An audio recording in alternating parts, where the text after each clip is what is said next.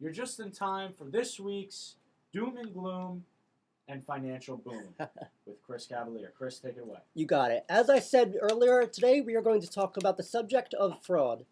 Now, before I even get into the topic, I would like to talk about a little story.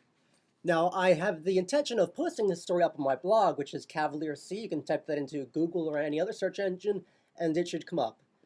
It's about what happened to me this summer, where I almost got tied up in a financial scheme, really, that dealt with people who were giving out fraudulent information and making things bad for a lot of their investors. So I'm going to try to summarize this as best as I can. It all started when I met these people at a fair that I was DJing at. I was bored, so I wanted something to read.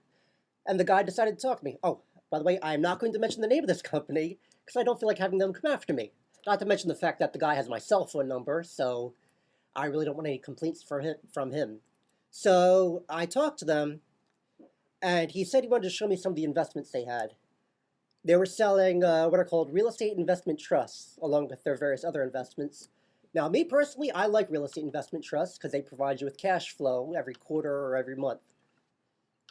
You good, Brian? You seem a little confused. I'm listening very carefully. So Here, let me... let's just kind of recap here for a little summary for the listeners. So this was last year, right? This summer, actually. Oh, this summer. Yes, okay. During one of my summer courses. And you met with...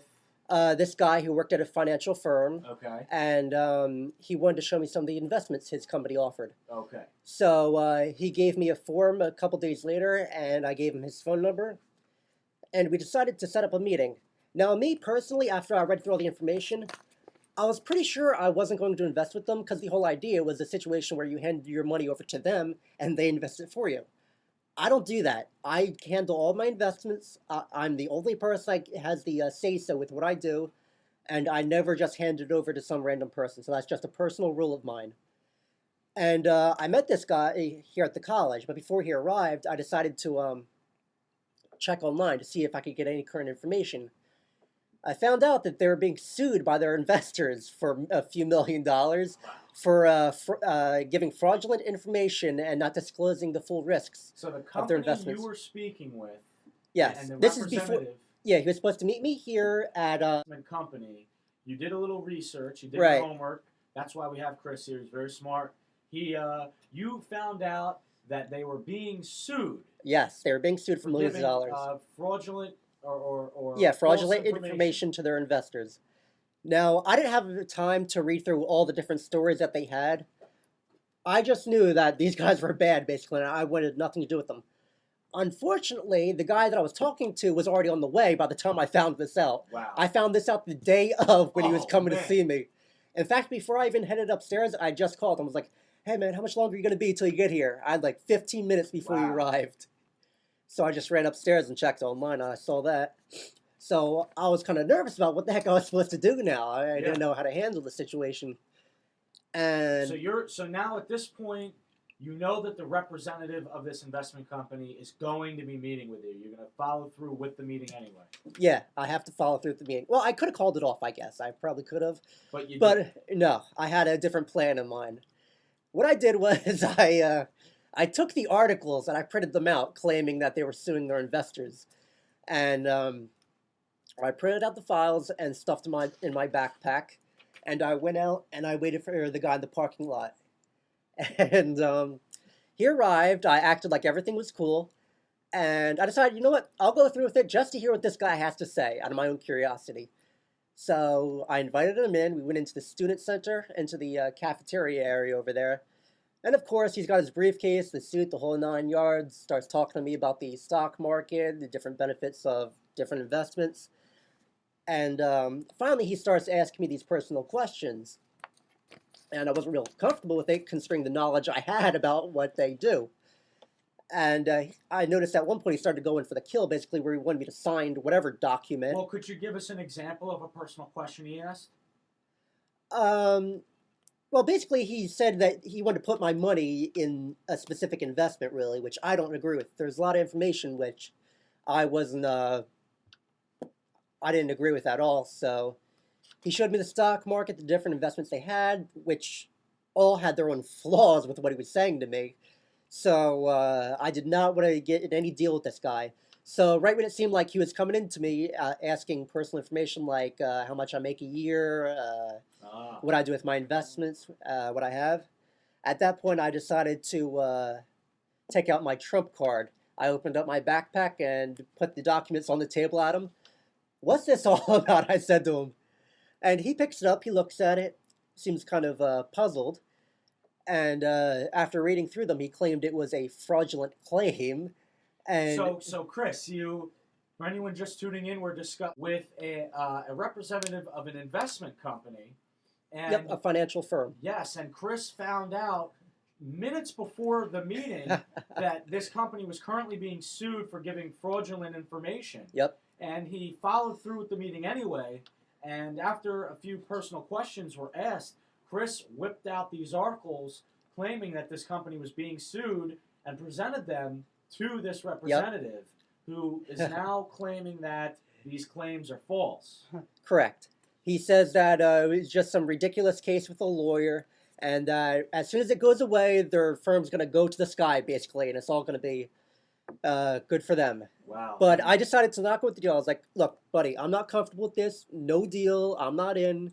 I appreciate your time coming down here." Like, I didn't want to be rude to the guy either, Right. so I just said, "Thank you very much for your time, but I'm not in this." So he walked back outside and he left. Now, as I said, I didn't have as much information earlier. I just knew that they were involved in some type of scheme. I got some of their articles, and some of the complaints they got was that they were selling bad investments which were unsuitable to some of their investors. Okay. They did not disclose all the risks and fees. That's my favorite one right there, the different fees that are hidden. Because, what was the one case? Well, the one guy who wanted to buy a share of stock, basically what they did was, he wanted, I guess it's going to be hard for people if they don't understand how stocks work, but he wanted 200 shares of stocks. So what the one person did was they bought 100 shares at a time. Now the problem with that is you're going to get charged with the commission twice, when they could have bought the whole 200 shares in one shot. So what they did is what's called churning, which is basically, no, that's not churning.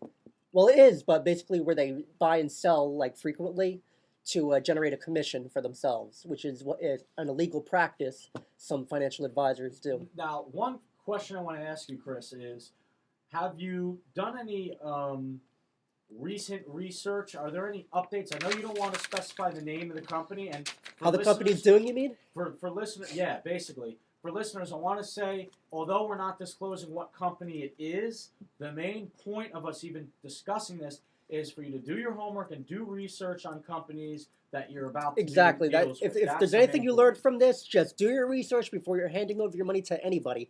I do not, and that's another thing. I don't care if it's your relative. I don't care if it's your mother or father or anybody. And I'm going to get to a very sad story right after this about such a topic. Okay. And just be careful with who you do your investing business with. So any updates on this company real quick? Yes, their investors are attempting to flee the investments that they sold them because, as I expected, once these alarms started going off, everybody wants out. Now, So that a lot of people know about this. They do now. Now, the problem is with all these investors trying to flee, that's going to be bad for the investment that they're trying to sell. The problem that they didn't realize is that their investments were what is called illiquid. So they can only get back a certain amount at a time. There was one very sad story I came upon where this woman invested heavily with these people. She needed the money from her investments for her medical disabilities, but because of the rules that were not explained to her very well, she could only withdraw a certain amount at a time, so she wasn't able to get back her full sum of money in time. And then, Sad with him saying, "Hi, how are you?" yeah, I want to know, do you think he might have known, you might have known something? not a chance. There is no chance. He never saw the papers coming when I threw them in front of him. Well, definitely something to learn, folks, is to do your homework, do research before investing, especially with specific companies or firms that you're interested in. We're going to take a quick break, and when we come back, Chris, you have more for us. Yes, I do. I have a story about a guy that ran a massive Ponzi scheme and ruined many investors, including his own mother, who lost her entire retirement plan. You're listening to The Brian Nole Show.